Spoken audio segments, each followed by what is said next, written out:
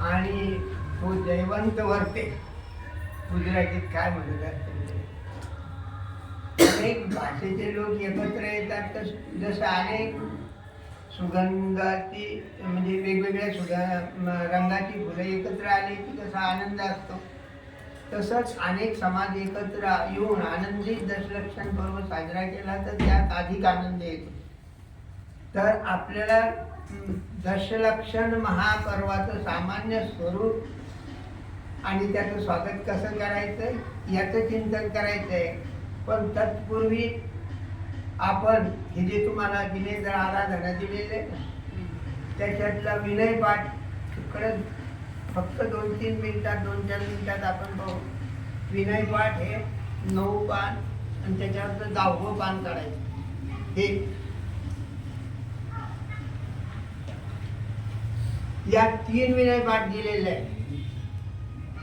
एक जुना ही विधी ठाड़ो होय के प्रथम पढ़े जो पाठ धन्य जिनेश्वर देव तुम नाशे कर्म जुआ. हा एक दिलेला आहे.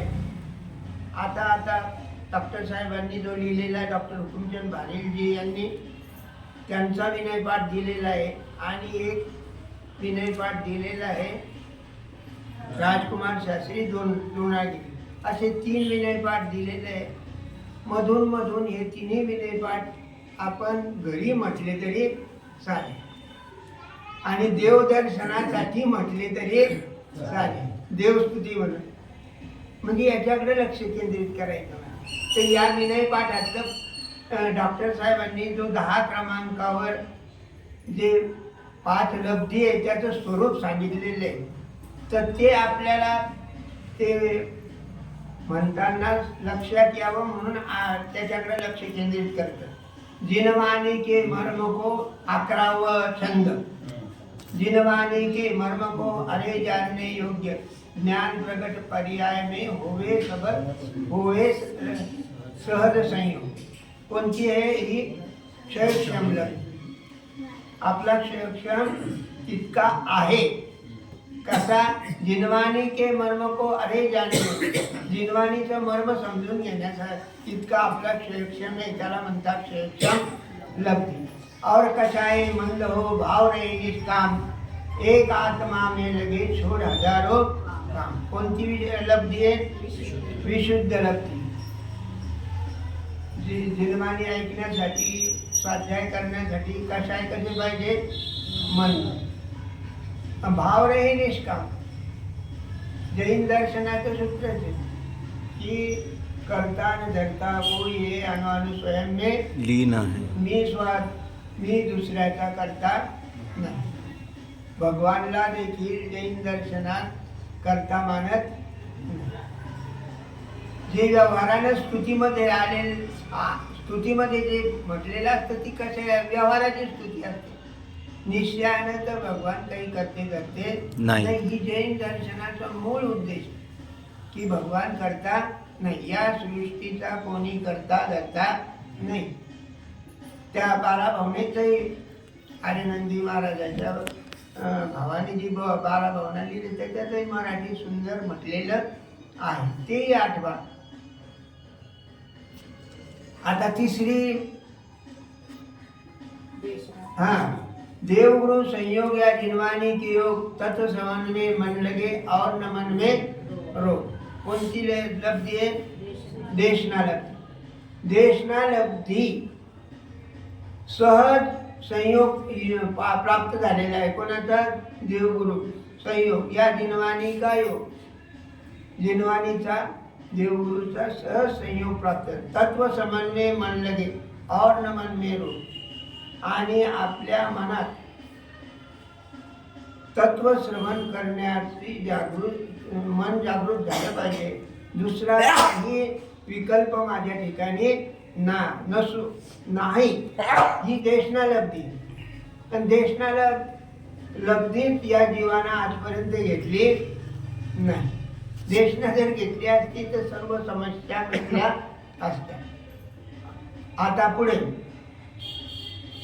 अरे क्षयक्षम विशुद्धि और देशना लब्धी जिनके तिन बने उसे तत्व उपलब्धी.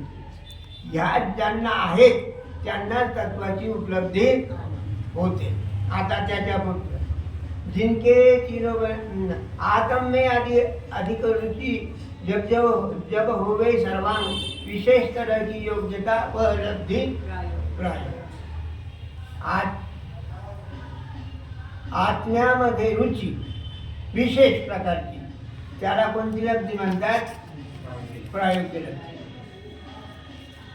आत्म में अधिक रुचि जब होवे सर्वांग विशेष तरह की योग्यता तब लब्धी प्राय. ही योग्यता म्हणजे प्रायोग्य लब्धी. या तिन्ही लब्धीनंतर जी विशेष योग्यता आहे ती रुचीची आत्म्यामध्ये, की मी भगवान आत्मा आहे, आनंदाचा कंद आहे, सुखाचा गोदाम आहे. तर अशी जी विशेष योग्यता प्राप्त होते त्याला म्हणतात प्रायोग्य लब्धी. आत्म का उपयोग जब आत्म में रम जाए परम लब्धि में आत्मा आत्मा ही समाय. आत्माचा विशेष उपयोग आत्मा ही समाय करण लब्धी आहे आत्मा आत्मा आहे. आणि आत्म्याचा उपयोग आत्म्यामध्ये प्राज्ञे याला म्हणतात करण लब्धी. असं सुंदर म्हणजे सोप्या भाषेत या विनय पाठात 5 लब्धीचं चिंतन केलेलं आहे. तर हा विनय पाठ आपण दर्शन म्हणून जरी म्हटलेला तरी चालेल. याच्याकडं लक्ष केंद्रित केलं आणि आलटून पालटून अष्टकाच्या वेळेस हे विनय पाठ म्हणण्याची प्रघात आहे. आणि तो मोठ्या पंडितजीनं म्हणजे कोणते रवींद्रजीनं बी विनय पाठ लिहिलेला आहे, तोही सुंदर आहे. आता आपण जे दररोजच्या पूजा करतो त्याच्यात फक्त आपण सिद्धपूजन घेतले तर त्या सिद्धपूजनकडे विशेष लक्ष केंद्रित करतो. नंतर आपल्या विषयाकडे आपण ओळखू. तर ही सिद्धपूजन युगलजीची आहे, बाबू युगलजी. ते काळात मला दिलेलं आहे. 5 नंबर तुमच्या याच्यात वेगळं आहे. या नव्या याच्यात म्हणजे आता 109 पानावर 112 नाही. हा युगलजीनं 2 अष्टक लिहिले. पहिला अष्टक कोणतं? देवशास्त्र पूजा. तर त्याच्यात एक नवा प्रयोग केला. कोणता प्रयोग केला? नवा 12 भावनेचा नवा प्रयोग केला. आतापर्यंत कोणाही 12 भावना कुठं लिहिल्या नव्हत्या, जयमालेत लिहिल्या नव्हत्या. जयमाला म्हणजे देवाची स्तुती, देवाची स्तुती. जयमाला म्हणणं म्हणजे देवाची स्तुती. घाई जर मंदिरात आले, उशीर जर आला तर देवदर्शन घ्यायचं नाही. म्हणजे जे मी माझं कडक जे म्हणजे तत्व आहे ते सांगतो की हे सामुदायिक मग होत नाही. तुम्ही देवदर्शन करत बसले सामुदायिक होऊन गेलं तर उद्या होईल का ते? किंवा थोड्या वेळानं होईल का? अगोदर सामुदायिक जे आहे ते करा. देवदर्शन तर तुम्हाला नंतरही घेता येईल, घरीही घेता येईल, कधीही घेता येईल. पण जे सामुदायिक चालतं ते अगोदर करा. तर त्या देवशास्त्रगुरूमध्ये 12 भावनेचं नवीन चिंतन केलं युगलजीनं. आणि ही एक सुंदर अष्टक आहे. कोण म्हणजे युगलजीचं. युगलजी देखील ऐकही नव्हते, दत्तक आलेले होते अजयनाकडून आणि महान पंडित होऊन गेले. तर त्यांनी हे जे सुंदर लिहिलेलं आहे सिद्धपूजन, त्याच्यात जयमालेमधलं शेवटचं पान काढा. ज्याचा अभ्यास करायचा त्याच्याकरता प्रज्ञा आवर्तन 5 क्रमांकाचं येते. तर याचं जर तुम्हाला चिंतन करायचं असेल तर प्रवचन सार अनुशीलन पान क्रमांक 244 पान. आणि त्याच्यात प्रज्ञावर्तन कशाला म्हटलेलं हे पान. ज्ञान दर्पण में सभी पदार्थ झलकते यह जप्ती प्रवचन रूप किया है. आणि त्याचे या प्रवचन सार अनुशीलन मध्ये त्याचं सुंदर चिंतन केलेलं आहे. आणि मी तर इथं 4 वळी लिहिलेल्या त्या शेवटच्या खूपच सुंदर आहे. इकडं याच्यावर पहा काय आहे, उछलता मेरा पौरुषात त्वरित तुटेंगे बंधननाथ, अरे तेरी सुखशैया भी होगा मेरा प्रथम प्रभात, प्रभो भीति विभावरी आज हुआ अरुणोदय शीतल छाव, झूमते शांति लता के कुंज चले प्रभु गाव. म्हणजे शेवटच्या 4 वेळी जयमालेला अत्यंत सुंदर रंग भरून गेलेला आहे का आध्यात्मिक रंग, की तुझं मन कसं प्रफुल्लित झालं पाहिजे. उछलता मेरा पौरुषा, हे सगळं अष्टक म्हणून काय झालं, त्या कवीला भरून आलं. काय म्हणतो तो, उछलता मेरा पौरुषा त्वरित तुटेंगे बंधननाथ, अरे तेरी सुखशैया भी होगा मेरा प्रथम प्रभात. प्रथम प्रभात या शब्दाला महत्व आहे की मी अष्टक म्हटलं दररोजचा प्रभात. मी आज ते थोडंसं चिंतन घेणार आहे कशाचं, दशलक्षण पर्वाचं, तर त्याच्यात हे लक्ष ठेवा, प्रथम प्रभात. माझा दररोजचं जीवन दशलक्षण पर्वाचा प्रथम प्रभात. जे प्रवचन करताना आपण म्हणतो आजचा कितवा दिवस आहे, 9वा दिवस. दररोज म्हणायचं आज दशलक्षण पर्वाचा प्रथम दिवस, 9वा दिवसच माझ्या जीवनाचा देखील प्रथमच दिवस आहे. जे कालगणना झाली ती कोण आहे, महावीराच्या यानं कालगणना झाली, संवतच्या कालगणना झाली आणि राजाच्या नावानं कालगणना झाली. म्हणून का तिथं कालगणना, हा काल तर अनादि अनंत आहे. माझा काय म्हणायचं, अरे तेरी सुखशैया भी होगा मेरा प्रथम. आज परिशन पर्वाचा आजचा कोणता दिवस आहे, प्रथम दिवस. जीवनच माझं सकाळ उगवला की प्रथम दिवस आहे. आणि हा कसा गेला पाहिजे, अगदी देवशास्त्र गुरुच्या चिंतनात माझं दिवसभरचं चिंतन. तुम्ही कलेक्टर असा, कमिशनर असा, व्यापारी असा, तेव्हाही सुद्धा देवगुरु शास्त्राचं स्मरण अखंड चालू राहायचं. प्रभो भीति विभावरी, विभावरी म्हणजे रात्र. आज हुआ अरुणोदय शीतल छाव, झूमते शांति लता के कुंज चले प्रभु आप उसने उस गाव. आजच अरुणोदय झाला, देवदर्शन झाला, अरुणोदय झाला. देवशास्त्र गुरुचं दर्शन झालं, अरुणोदय झाला. आता माझं पूर्ण दिवस कसा जाणार आहे, आनंदी आनंदगडे, इकडे तिकडे सोयीकडे. श्रावण मासी हर्ष मानसी हिरवळ ताटे तू इकडे, क्षणात येते शिवे क्षणात फिरुडे ऊन पडे. असं माझं जीवन होणार आहे. माझा जीवनच श्रावण मास, क्षणात येते सरसर शिवे क्षणात फिरुडे ऊन. कधी पुण्याचा उदय येतो, कधी पापाचा उदय येतो. असं याच्याकडे दृष्टी प्रत्येक ओळ अत्यंत आनंदाची आहे. म्हणजे या दीपाचा छंद पहा.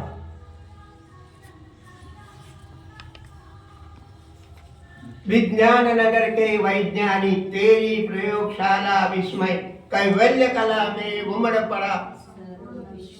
म्हणा तुमच्या पर तुम तो उससे अतिविरक्त, नित निर्खा करते निज ने दिया, अतएव प्रतीक प्रदीप लिए मैं मना रहा दीपावली. दीपावलीचा अर्थ पहा काय खाली लिहिलेलं, महोत्सव. दररोज जीवनाची माझी दीपावली आहे. पण कधी देवगुरु शास्त्राचं जर चिंतन असेल, जर त्याचं पूजन असेल, त्याचं स्मरण असेल, तर दररोज दिवाळी. राजाला दिवाळी माहित नाही अशी एक म्हण. गरीबाची दिवाळी होत नाही का, गरीबाची तर दररोज दिवाळी. गरीबाची दिवाळी कुठे असते, त्या तिथीत नाही, दिवाळी मनात असते. दिवाळी कुठे असते, तिथीत नाही. 4 दिवस दिवाळी आहे का. अरे ज्याला जैन दर्शनात जन्म भेटला त्याची दररोज दिवाळी. ज्याचा जैन दर्शनात जन्म भेटला, देवगुरूच्या सान्निध्यात आहे, त्यांची दररोज दिवाळी आहे. अशी दिवाळी अनंत काळ हो, आणि सिद्ध पदाला मी प्राप्त होत, हीच मंगल भावना आहे खरं तर दशलक्षण पर्वाचं. आज दशलक्षणाचा कितवा दिवस आहे? पहिला दिवस, प्रथम दिवस आणि प्रथम प्रभात हे त्याचे. आणि तसंच आता ज्ञानत्रयाची ती देऊ आपलं दशलक्षण धर्मपूजा म्हणत नाही ते विधान असल्यामुळे, पण ती बी सर्वोत्कृष्ट आहे. ती घरी म्हटली तर काय बिघडते? दररोजच्या चिंतनातली गोष्ट आहे. आणि जे आपण रत्नत्रय घेतो हे एकच काढा आता सोलाकरण पूजन, आणि तिथून मग नंतर आपण पुढं सुरू करू. ते थोडक्यात घेऊ आणि थोडा वेळ जरी झाला तरी चालेल. नाही तुम्ही सांगायचं की थांबा. हा, सोलकारण पूजा याच्यात काय आहे? परमगुरु होय जय जय नाथ परम गुरु होय. परमगुरु कोणाला म्हणतात? तीर्थंकरांना. परमगुरु कोणाला म्हणतात? मनातून कल्पना काढून टाका की 16 तीर्थंकर पूजन हे 16 भावनेची पूजा आहे, मुळीच नाही. 16 कारण पूजन ही तीर्थंकर पूजन आहे. कारण त्याच्यात स्पष्ट म्हणाले दर्शन विशुद्धी भावन भात तीर्थंकर पद भात परमगुरु होय जय जय नाथ परम. कोणाचा जय जयकार केला? तीर्थंकर भगवानचा. त्याची मग पूजा कोणाची आहे? आणि त्यात दुसरी पहिली ओळ आहे दर्शन विशुद्धी भावन भाय 16 तीर्थंकर पद भाय. इथं कुठं अर्थ लावायचा कसा की दर्शन विशुद्धी भावन भाय 16. हा, नाही कामा नाही, ते काव्यानं केलेले म्हणायसाठी. काव्यामध्ये शब्द मागं पुढं होऊ शकतात. ज्यांना अर्थ करायचा तो त्यांना अर्थ लावला पाहिजे. दर्शन नाही 16 भावना व्हायच्या. नाही असा अर्थ नाही करायचा त्याचा. दर्शन म्हणजे भावना भाय 16 तीर्थंकर. 16 तीर्थंकराचं पदाचं वंदन नाही करायचं, 16 भावना भावायच्या. हा, आणि तीर्थ या 16 भावनेला भावून काय पद प्राप्त होतं? आणि तीर्थंकर बी काय बंद आहे. तीर्थंकर मला तीर्थंकर बी नाही व्हायचे. आणि तीर्थंकर तर ठराविक आहे. पुढचे 24 घोषित झालेले आहेत. तुम्ही त्याच्यात घुसू शकत नाही. म्हणून मला डायरेक्ट सिद्ध व्हायचं. मला काय व्हायचं? म्हणताना असंच म्हणायचं, अर्थ करताना काय करायचं? दर्शन विशुद्धी भावन भाय 16 तीर्थंकर पद पाय परमगुरु होय जय जय नाथ. या 16 भावनेत दर्शन विशुद्धी नसली तर बाकीच्या भावनेला काही किंमत नाही. असं सुंदर. आणि त्याच्याकडे दुसरीकडं जयमाला काढा. फक्त हे थोडं दिशादर्शक आहे. जो अनंत भक्ती मन आने सो विषय कशाय न जाणे. पाय हा हायका ओळ. जो अनंत भक्ती मन आने कशाय न आने. अनंताच्या भक्तीनं विषय कशाचा अभाव होतो. जो जन विषय कशाय न जाणे म्हणजे विषय कशापासून आपण दूर राहू शकतो, त्याचा अभाव होऊ शकतो. आचार्यच भक्ती करे जो सो निर्मला आचार्य धरे जो. इतकी म्हणजे ज्ञानत्रयाची जी एक महानता कोणती आहे की कमी शब्दात जास्त अर्थ सांगण्याची कला ज्ञानत्रयाजींनी प्राप्त करून घेतलेली आहे. ज्ञानत्रयाजीचा कोणताही ग्रंथ प्रसिद्ध आहे पुन्हा? छेडाला. ज्ञानत्रयाजीचा छेडाला आहे, बुद्धजीचाही छेडाला आहे. आणि त्या 2 छेडालेला समोर ठेवून दौलतरामजीने आपल्या छेडाला दिला. आता शेवटचं सांगतो. बहुसुतवंत भक्ती जो करी सो नर संपूर्ण श्रुत धरे. बहुसुतवंत भक्ती म्हणजे श्रुत जेवली आणि त्यांची जो भक्ती करेल तर तो श्रुतकार जाणकार होईल. असं सुंदर सुंदर चिंतन आहे.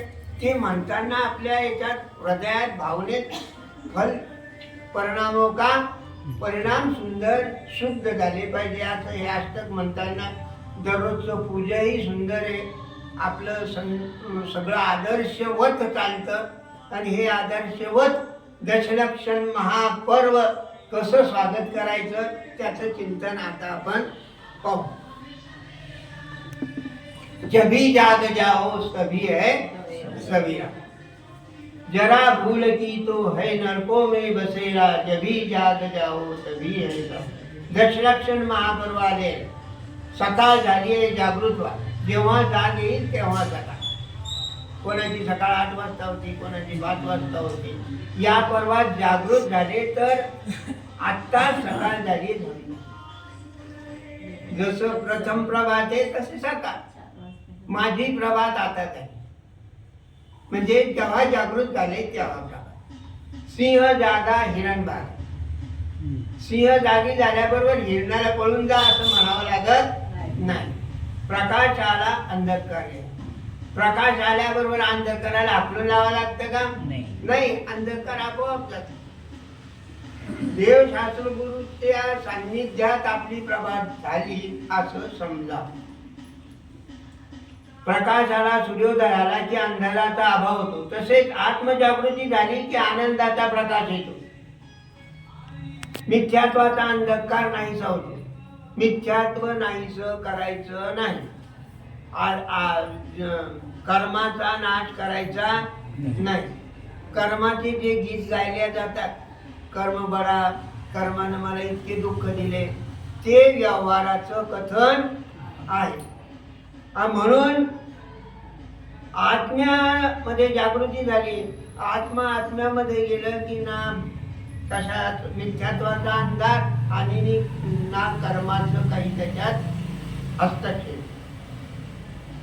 पर्व परुषण आया आनंद स्वरूपी जान, पर्व कहे सब उत्तम दृष्टि, जिनको उत्तम जिनमे निषिधन हो. पर्व अर्थात मंगलकाल, पवित्र अवसर. खरं तर आपल्या आत्म्याच्या प्रीतीपूर्वक वितरागी दशा प्रगट होणे, आपल्या आत्म्याच्या भावाच्या मध्ये प्रीतीपूर्वक वितरागी दशा प्रगट होणे हे पर्व आहे. कारण तो आत्म्याचा मंगलकारी पवित्र अवसर आहे. पर्व म्हणजे पवित्रता, पर्व म्हणजे आराधना, पर्व म्हणजे पवित्र मंगल पर्व. धर्म आत्म्यामध्ये प्रगट होतो, तिथीत नाही. या 10 दिवसात धर्म प्रगट होत नाही. धर्म कुठं प्रगट झाला? 10 दिवसात आत्म्यामध्ये. आणि म्हणून हे प्रथम प्रभात आहे. आज पर्युषण पर्वाचा पहिला दिवस आहे. उद्या म्हणजे दररोजचा नवा दिवस आहे. हा आत्मा इतका नवा आहे, तो कधी जुना झाला नाही. तो जुना झाला नाही. दररोज नवा नवा आहे. तुम्ही त्याचं जितकं आस्वादन घ्याल तितकं थोडं आहे. परंतु ज्या तिथी आत्म्यामध्ये क्षमा, मार्ग, आर्जन इत्यादी वितरागी शांती प्रगट होते ते तिथी पर्व म्हटल्या जाते. आता आपण इतकं सुंदर दशलक्षण पर्व साजरा करतो. इतर कुठं काय होतं हे आपल्याला काही पाहायचं नाही. पण जिथं होत नाही तिथं कशाचं पर्व? तिथं काही पर्व. धर्माचा आधार तिथी नाही, आत्मा आहे. धर्माचा आधार तिथी नाही, आत्मा आहे. आज आत्मस्वरूपी प्रतीतिपूर्वक चारित्र्य की 10 प्रकार से आराधना करना ही दशलक्षण धर्म है. उत्तम, क्षमा, मार्ग इत्यादी धर्म नाही. धर्माचे 10 लक्षण आहे. ज्या आत्म्यामध्ये आत्मरुची, आत्मज्ञान आणि आत्मलीनता, तेथे धर्म पर्याय प्रगट होते. तेथे धर्माचे हे 10 लक्षण सहज प्रगट होतात. हे आत्माराधनेच्या फलस्वरूप प्रगट होणारे धर्म आहेत, लक्षण आहेत, चिन्ह आहेत. हे धर्म चारित्र्य गुणाची निर्मल पर्याय. चारित्र्य साक्षात धर्म आहे. म्हणून हे देखील साक्षात धर्म आहे. सम्यक दर्शन आणि सम्यक ज्ञान चारित्र्य रूपी वृक्षाची मुळे आहेत. या दोन्हीवर, या मुळावर चारित्र्याचा वृक्ष उभा आहे. त्यामुळेच तो वृक्ष बहरतो, फुलतो आणि फलतो. त्याचं चित्र वितराग विज्ञान पाशिकावर आले होतं, ते लावलेले पाहिलं असेल ना सर्वांनी. धर्मरहित आत्मा भावमूर्त आहे. जीवनातून धर्म काढून टाकलं तर काय राहणार? काहीच राहणार नाही. मी आत्मा आहे आणि माझा स्वरूप सम्यक दर्शन ज्ञान चारित्र्य रूप आहे. ही मंगल भावना किती पवित्र आहे, किती मनाला आनंदित करणारी. इस बात धर्मरहित आत्मा भावमूर्ता, इस बात को ध्यान में रख के निश्चय कर लेना चाहिए कि जगत में विषम प्रवृत्ति में सार नहीं, भौतिक उपलब्धि आसार है. महती मूड भरी विडंबना है. सुख आनंद शांतीवर सज्जनाचा धार्मिक जीवाचा अधिकार आहे. सुख आणि आनंदावर सज्जनाचा आणि धार्मिक जे जीव आहेत त्यांचाच अधिकार आहे. भौतिक पण आनंद आणि शांतीचा संबंध भौतिक सुविधा व समृद्धी सुख शांती मानून घेतलेले. भौतिक सुख सुविधाला आनंद आणि शांती मानून बसलेले. पण या भौतिक सुखात 5 इंद्रियाच्या उपभोगात कुठंच शांती लाभलेली नाही. पर्वाचा संबंध खाण्यापिण्याशी जोडला जातो. जसे दिवाळी लाडू पुऱ्या इत्यादी, रक्षाबंधनाला खीर, होळीला पुरणपोळी. पण अष्टानिका पर्व व दशलक्षण पर्व संबंध खाणे पिणे खेळणे याच्या त्यागाचे. हे संयमाचे पर्व आहे. पूजापाठ करण्याचा पर्व आहे. व्रत नियम संयमाचे पर्व आहे. उपवासाचे पर्व आहे. हिरव्या पालेभाज्या फळभाज्या त्यागाचे पर्व आहे. खरे तर हे पर्व ज्ञान यज्ञ झाले पाहिजे. स्वाध्याय आणि तत्वचर्चामध्ये अधिक वेळ घालवला गेला पाहिजे. आणि तत्वचर्चा कशात नाही, अष्टकातही तत्वचर्चा होऊ शकते. या जे मी अभिषेक होतो त्याच्यातही तत्वचर्चा घातलेली आहे त्या म्हणजे कवीनं. त्याच्याकडे आपल्याला हे पर्व भोगाचे नाही त्यागाचे पर्व आहे. त्यामुळे याला महापर्व म्हणतात. या पर्वाचा आधार विकारी भावाचा परित्याग आणि उदात्त भावाचे ग्रहणच याचा आधार आहे. आणि आपलं सगळं जे व्रत आहे, उपवास आहे, दररोजची क्रिया आहे, ही कशावर आधारित आहे? अहिंसेवर आधारित. पण आजही कुठे कुठे क्षमेने सुरू होणारा पर्व क्रोधाने सुरू होतो. पूर्वी तर दशलक्षण पर्व भांडण्यासाठी येत होता असं सगळ्याचं आमच्या लहानपणचं आम्हाला सगळं आठवतं. आणि चोकडं ती स्थिती होती. पण आपण त्याला थोडा आदर्श केलेले. आणि हे तरी आदर्शच आहे. आपण कोणत्या ह्याच्यात गुंततो का? 10 दिवस कोणत्याच लौकिक कार्यात करत नाही. आपण आपलं कार्य कसं असतं, सकाळी उठायचं आणि मंदिरात यायचं, अभिषेक करायचा, प्रवचन ऐकायचं आणि अष्टक द्यायचं म्हणजे पूजन करायचं. या सुंदर आहे. दुपारा काही नसतं कारण या शहरीकरणामध्ये घरं दूर दूर झाले. दुपाराही येता येत नाही. संध्याकाळी आपली आरती होते, स्वाध्याय होतो, चिंतन होतं, मुलांचे सांस्कृतिक कार्यक्रम होतात. मिथ्यात्व आणि कषाय दुःखाचे मूळ आहे. क्रोध मान माया लोभ हे कषाय आत्म्याला कसतात, दुःख देतात. प्रत्येक धार्मिक पर्वाचे प्रयोजन आत्म्यामध्ये वितरागतेची वृद्धी करणे आहे. परंतु हे पर्युषण पर्व दशलक्षण महापर्व विशेष रूपाने आत्म्याच्या गुणाच्या आराधनेचे पर्व आहे. म्हणून हे वितरागी पर्व संयम व साधनेचे पर्व आहे. कषाय कष म्हणजे संसार, अय म्हणजे प्राप्ती. कषायानं संसाराची प्राप्ती होते. हे कषाय कसे कमी होतील याचं चिंतन करण्याचं हे पर्व आहे. तर याच्यावर उपाय काय सांगितलेला आहे पंडित तोडणमलजींनी. जेव्हा तत्वज्ञानाच्या अभ्यासामुळे परपदार्थ इष्ट अनिष्ट भासणार नाही तेव्हा स्वयमेव क्रोधादी कषाय उत्पन्न होणार नाही. तेव्हा खरा धर्म प्रगट होईल.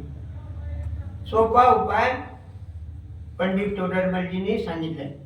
धर्म तर मिथ्यात्व आणि कषायाच्या अभावाचे नाव आहे. म्हणून क्षमा स्वभावी आत्म्यामध्ये हे 10 जण प्रगट झाले पाहिजे.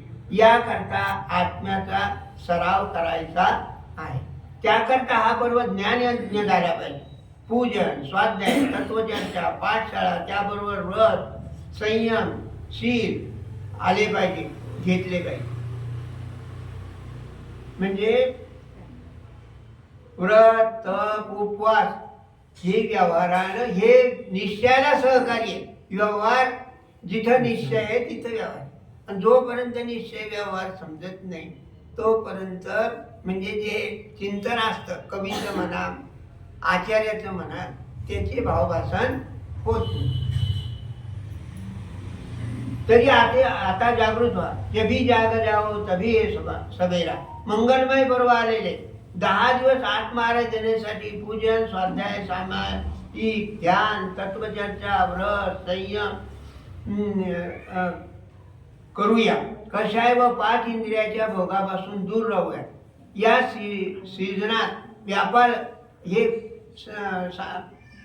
दशलक्षण पर्वाच्या निमित्ताने सांगितले की हे तीनदा जरी येत असलं तरी आपण कोणतं म्हणवतो भाद्रपदात. कारण याच्यात व्यापार मंद असतात, वातावरण चांगलं असतं, पावसाचं वातावरण असतं, कुठं जायची संधी नसते. कोणाच्या मनात जर विकल्प असेल की पर्युषण पर्व झाल्याबरोबर या तीर्थाला जाऊ, त्या तीर्थाला जाऊ, कोणाची का टिप्पणी नाही, पण ते भाव मनात येऊ देऊ नका. 10 दिवस शांत चित्तानं बसल्यावर आत्मा शांत झाला पाहिजे. त्याच्या मनात विकल्प कमी झाले पाहिजे का विकल्प वाढले पाहिजे. मला निर्विकल्प व्हायचंय, मला निर्विकल्प व्हायचंय. तर या सतीश सर गेले होते त्या पंडितजीला घेऊन कुठं तिकडे भीमाला. त्यांनी काय सांगितलं तुम्हीच मला दाखवलं की कोणाकोणाला पुन्हा इथे यायचं. तर म्हणे आम्हाला पुन्हा या वाटतं. ज्याला पुन्हा या वाटतं त्याचं तीर्थयात्रा सार्थक झाली नाही.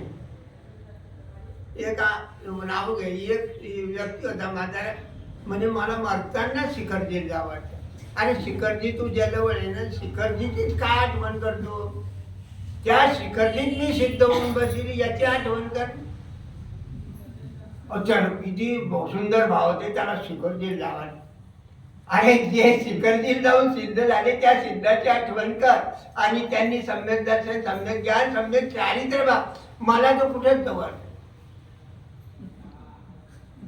इथं जर मंदिर जवळ असतं तर फारच सुंदर झालं असतं. ज्याचा नरक जवळ आहे त्याला मंदिर दूर आहे, पण ज्याला मोक्ष जवळ आहे त्याला मंदिर जवळ. आता व्यापार धंदे मंद असतात, कामही मंद असतं, धंदे मंद असतात, सगळं संसार कामातही काही असतात. इकडे तिकडे पळायला कमी भेटते. अशा वेळी हे पर्व येते. शांतीपूर्वक आत्मआराधनेसाठी हे पर्व आलेले आहे. देवपूजा, गुरुपस्ती, स्वाध्याय, संयम, स्तपा, दानम चेती गृहस्थानी, षटकर्माणी दिने दिने. याचं चिंतन आपण पाहिलं. देवपूजा, गुरुउपासना, स्वाध्याय, संयम, तप, दान हे श्रावकाचे दैनिक 6 आवश्यक आहे. यातील आचार्याने लावलेला क्रमही अत्यंत महत्वाचा आहे. प्रथम देवपूजा, आदर्शाची पूजा. जे दिवस घालवायचा ती कशी घालवायचा तर काहीतरी आदर्शाने. पहिल्याने देव शास्त्रगुरु आदर्श समोर ठेवायचे आणि त्यांची पूजा करायची. आणि तुझ्या पथपथावर चालण्याचा मी हे घेतो. मग चतुर्दशी झाल्यानंतर लगेच खायची काही इच्छा होईल का? नाही, जरा इच्छा निरोधक तपा. मग तर मला तर वाटतं दररोज 10 दिवस एक पदार्थ केला पाहिजे. खाण्या ज्ञानी खातो. मी स्वतःला ज्ञानी समजत नाही. ज्ञानीची ना अज्ञानाची सांगतो. ज्ञानी जेवतो आणि अज्ञानी जेवतो. तर ज्ञानी त्याच्यात आसक्ती ठेवत नाही, अभिलाषा ठेवत नाही. आणि अज्ञानी आसक्तीनं तीव्र कशा भावानं खातो. येऊ द्या.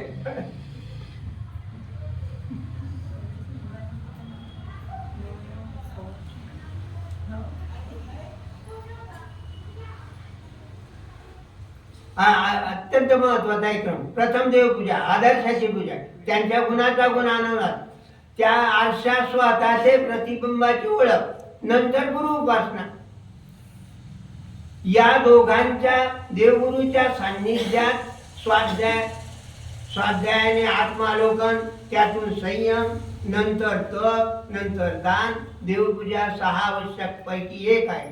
पूजा विधान सकाळ आणि पूजा तर पूजा, भक्ती आणि प्रवचन, स्वाध्याय, तत्वचर्चा याच्यातला फरक सांगितलेला आहे. पूजा भक्ती म्हणजे भक्त भगवंताला आपले दुःख सांगतो. आपले भगवंत काय सांगतो? आपले दुःख सांगतो. आणि जेव्हा ते हे पूजन झालं की भगवान म्हणतो थांब आता माझा आहे. तर तेव्हा तो म्हणतो मला वेळ नाही, मला काही वेळ नाही, मी तुझं माझं दुःख ऐकून मी बाहेर निघणार आहे. तर प्रवचन, स्वाध्याय, तत्वचर्चा, भगवान जे सांगतात ते ऐकणे. भगवान जे सांगतात ते ऐकणे. तर मला भगवंताचं ऐकायचंच नाही. मला पूजन करायचंय, पुण्य संपादन करायचंय आणि संसारात अनुकूलता प्राप्त करून घ्यायची. तर ही अनुकूलता पुण्यानं येणार नाही. कवीनं काय म्हटले? धर्म करत संसार सुख, धर्म करत निर्वाह, धर्म पंत साधे नरतेरियंच समान. अरे भाई, भगवान का भक्त बनने के लिए उनके आज्ञा का पालन आवश्यक है. उनके बताए तत्वज्ञान को स्वीकार करना आवश्यक है. अकेली पूजा भक्ति से काम नहीं चलेगा. उनकी आज्ञा का पालन करने के लिए उनके बताए तत्वज्ञान को स्वीकार करने के लिए जिनवानी का गहराई से अध्ययन मनन करना होगा. क्योंकि इस विषम काल में नित्य बोधक जिनवानी ही परम शरण है.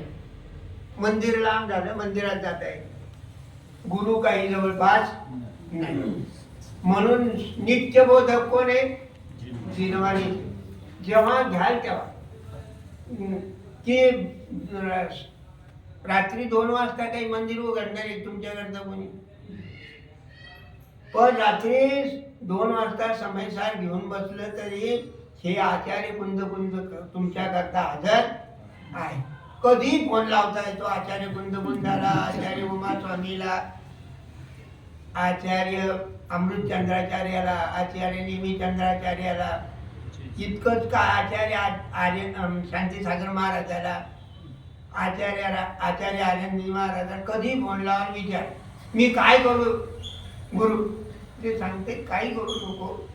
स्वाध्याय मनन चिंतन कर आणि आत्म्याचं स्वरूप होऊन आत्म्यामध्ये रमतं झालं, तुझं कल्याण होईल. तुझं तू सिद्ध पदाला प्राप्त होशील. गॅरंटी आहे, गॅरंटी आहे. काय होईल बा? प्रथमाने योग शास्त्र वाचल्यावर इतके भाऊ, इतकं हे, इतकं कधी, अरे किती भाऊ झाले हे माहिती आहे कोणाला? आपले. अत्यंत पुण्य उदयानं जैन दर्शनात जन्म झाला आणि देवगुरु शास्त्राचं सुंदर मंदिर, सुंदर तत्वचिंतन, याचा काय झालं? काय ते उचलता. हा, तर हे असं सगळं ही जयमालेच्या आपल्या संध्याकाळच्या जयमालेची ही 4 ओळी आहे. म्हणा बरी आहे. उछलता मेरा पौरुष आज, त्वरित टूटेंगे बंधन नाथ. अरे तेरी सुख शैया बीच होगा मेरा प्रथम प्रभात. प्रभो बीती विभावरी आज, हुआ अरुणोदय शीतल छाव. झूमते शांति लता के कुंज, चले प्रभु अब अपने उस गाँव. चले प्रभु अब अपने उस गाँव. ही जन्मानी परम शरण. हे विचार संध्याकाळच्या वेळेस आले पाहिजे. दुसऱ्या दिवशी पुन्हा तेच विचार आले पाहिजे. याला आदर्श जीवन म्हणतात. फार पुण्याचे उदाहरण जैन दर्शनामध्ये जन्म. आणि जर का कोणी म्हणत असेल की मी गरीब आहे. गरीब नाहीच ना तू, अनंत गुणाचा म्हणजे संग्रहालय आहे. अनंत गुण संपन्न भगवान आत्मा आहे. मी भगवान आत्मा आहे, मी गरीब कसा राहू शकतो? हे सांगणारे कांजी स्वामी ते. तर ज्याला कांजी स्वामीचं चिंतन आहे म्हणजे ते पंडितजीला त्यांनी कांजी स्वामीचं जास्त चिंतन केलं. आम्ही डॉक्टर साहेबांच्या सहवासात वाढलो. डॉक्टर साहेब म्हणजे डॉक्टर हुकुमचंद साहेब, आमच्या तोंडात डॉक्टर साहेब येतात. जे शांतीसागर महाराजांचे आमचं भाग्य इतकं म्हणजे आमच्या पिढीचं की आम्ही शांतीसागर महाराज पाहिले, त्यांचं प्रवचन ऐकलं. आचार्य आनंदजी महाराज पाहिले, त्यांचं प्रवचन ऐकलं. कांजी स्वामी पाहिले, त्यांचं प्रवचन ऐकलं. डॉक्टर हुकुमचंद बारिलजीचं प्रवचन ऐकलं, मनात रुजवलं आणि त्यांच्या प्रवचनाप्रमाणे जीवन व्यतीत केलं. आणि त्यांचं जे अनुशीलन लिहिलं, त्यांनी 3 अनुशीलन लिहिले, समयसार, प्रवचनसार आणि नियमसार. तिन्ही प्रवचनाचं चिंतन मी केलं. म्हणजे असं करा, मी मोठेपणा नाही सांगत की हे चिंतन करा. खूप सुंदर सुंदर आहे. जभी जाग जाओ तभी है सवेरा. आणि मी तर जेव्हा पहिल्यांदाच भेटले होते तर मी एकच प्रश्न केला होता की मी काही घरी नसताना 9 वर्ष अगोदर नोकरी सोडली, तुम्ही किती वर्ष? 1 महिना तरी सोडून दाखवा असं मी त्यांना म्हटलं होतं.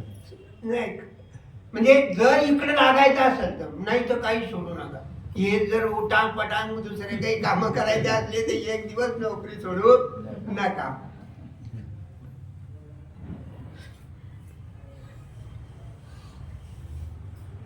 म्हणून स्वतः स्वाध्याय केला पाहिजे, तत्वचिंतन केले पाहिजे. तत्वविचारवाला जीव सम्यक्त्वता अधिकारी आहे, पण सम्यक्त होईलच याचा नियम नाही. कारण शास्त्रात सम्यक्त होण्यापूर्वी 5 लब्धी सांगितलेल्या आहे. म्हणून त्या 5 लब्धीकडे तुमचं लक्ष केंद्रित केलं. क्षयक्षम लब्धी, विशुद्ध लब्धी, देशना लब्धी, प्रायोग लब्धी, अकरम लब्धी. त्रिकाली ध्रुव आत्मा ज्ञानाचा ध्येय बनणे ही खरी क्षयक्षम लब्धी आहे. विशुद्ध लब्धी कशाची मंदता, कशाची मंदता असली तरच तो मंदिरात स्वाध्याय प्रवचनालय. तसेच 5 इंद्रियाचे विषय त्याचा लोभ खतरनाक आहे.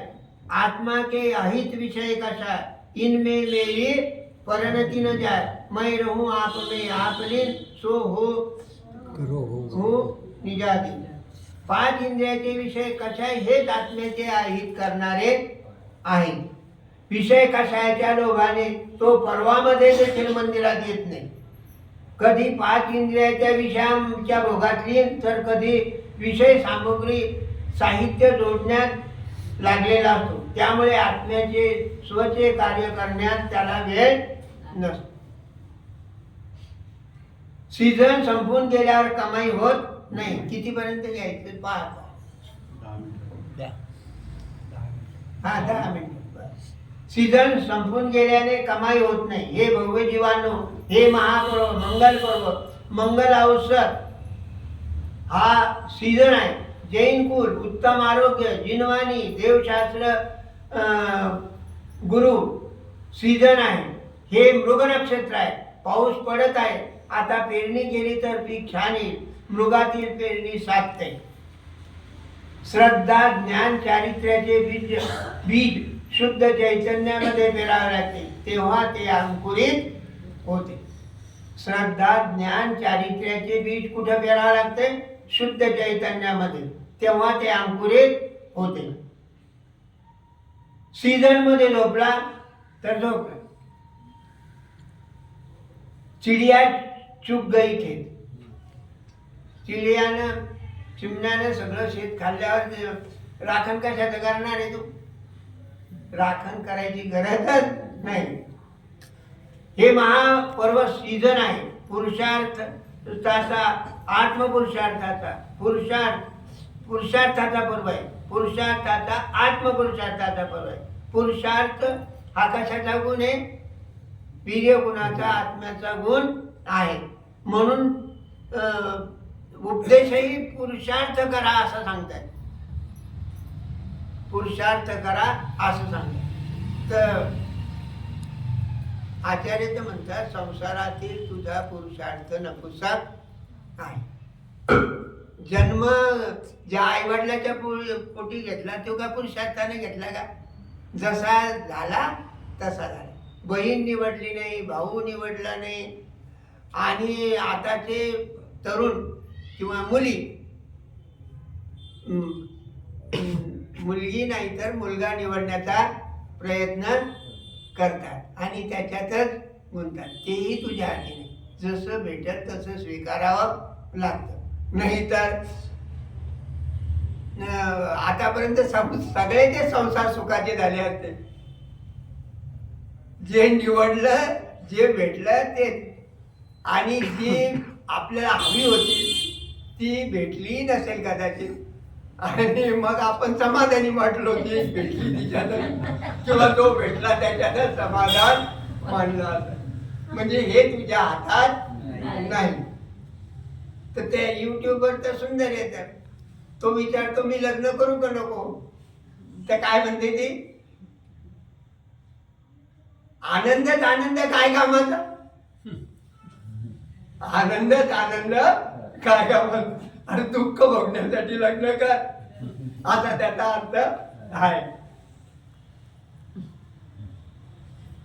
वीर्य गुण हा आत्म्याचा गुण आहे आणि तो कुठे लावायचा? आत्म्याला रमण्या जमण्या, सम्यक दर्शन, सम्यक ज्ञान आणि सम्यक चारित्र्य प्राप्त करण्यास रत्न खरेदी करायचे असेल तर पैसे पाहिजे. तसेच आत्मरत्न ओळखण्यासाठी सत्य पुरुषार्थ पाहिजे. निमित्तच नाही, निमित्ताला शोधायची गरज नाही. जेव्हा कार्य होते तिथे निमित्त आपोआपच हजर होते. सिंहाचा पुरुषार्थ जादू झाला. निमित्त एक नाही दोन टपकले, एक नाही दोन टपकले, आणि एका जीवाला दोघांना उपदेश केला. डॉक्टर साहेब हुकुमचंद बारीजी सांगतात की मी हे चित्र लावून ठेवलं. टोटानवर स्मारक ट्रस्ट मध्ये सिंहाचा आणि दोन चारणवृद्धी मुनी झाले. की प्रवचनाला किती लोक पाहिजे? कोणीच नको. एक असला तरी चालेल, दोन असला तरी चालेल. उपदेशाला दोन दोन चार चार पाहिजे. ऐकणारा एक असला तरी चालेल. हे घ्या म्हणे. भीड गोळा करण्याचा प्रयत्न करू नका.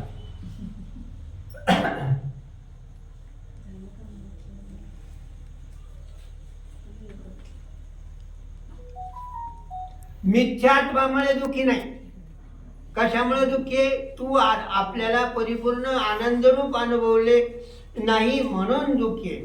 मिथ्या दर्शनावर त्याचा आरोप येतो. तू स्वतःला जर आनंद स्वरूप मानलं, परिपूर्ण मानलं, तर मिथ्यात्व काही करू शकत. 8 कर्मामध्ये सुरक्षित आत्मा. कर्म बलवान नाही हे शिकण्याचं बरोबर आहे. ज्ञानावर आणि कर्माच्या उदयामध्ये सुरक्षित ज्ञान. ज्ञानानं झाकलं का? ज्ञानावर आणि कर्मानं झाकलं का? नाही. हा आत्मा सुरक्षित. तू स्वतः जागृत झालं, कर्म सहज निघून झालं. आत्म्याला लक्ष कर, त्यात लीन हो. ही आत्मलीनता सम्यक दर्शन आहे. ते प्राप्त करण्याची ही संधी महामंगल पर्व, राजपरीक्षण पर्व, दशलक्षण पर्व आलेले आहे. जल स्थिर असेल तर प्रतिबिंब दिसते. जल स्थिर असेल तर आपलं प्रतिबिंब दिसतं. आत्म्यामध्ये लीन हो, जल स्थिर कर. कशानं? सम्यक दर्शन, सम्यक ज्ञान, चारित्र्यानं आपोआप आत्मा त्याच्यात जळतो. तसेच भटकणारा ज्ञानोबय ध्रुव स्वभावामध्ये स्थिर जरी क्षणभर जरी स्थिर झाला तर पर्याय ध्रुवाचे प्रतिबिंब म्हणजेच आत्मानुभूती शुद्धोपयोग प्रगटतो. आत्मा ज्ञानम स्वयं ज्ञानम ज्ञानात अन्यत करोति किम परद्रव्यस्य कर्तात्मा मोह एवं व्यवहार.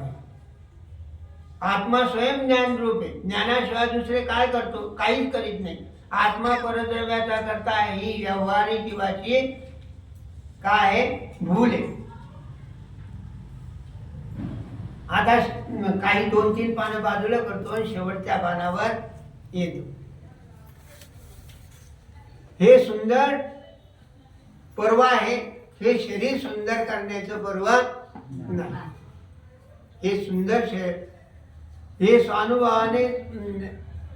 स्वानुभवाने ते. म्हणून तरी कवी म्हणतो, चिंता संसार बीज है, चिंतन अच्छी चीज है, मगर इससे परे पूछो तो स्वानुभव मोक्ष बीज है. चिंता संसार बीज है. चिंता करण्यात तर सगळं जीवन गेलं. सगळ्या मुलांची चिंता.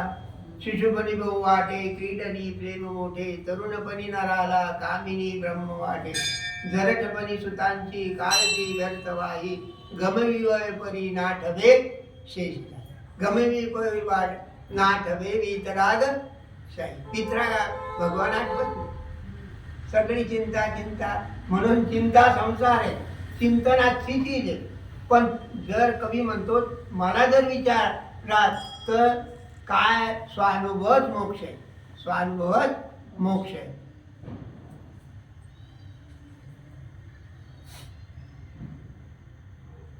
शेवटच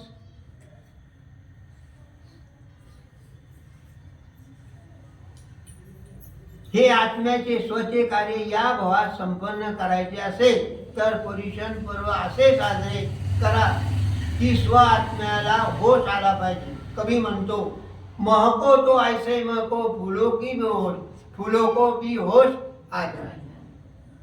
इतके सुगंधित व्हा की फुलाला होश आला पाहिजे. त्यारे माझ्यापेक्षा सुगंधित कोण आहे. महको तो ऐसे महको, फूलों को भी होश आ जाए. पर्युषण पर्व भी ऐसे मनाओ कि आत्मा को जोश आ जाए. पर्युषण पर्व असा म्हणा की आत्म्यामध्ये उछलता मेरा पौरुषात, त्वरित तुटेंगे बंधनात.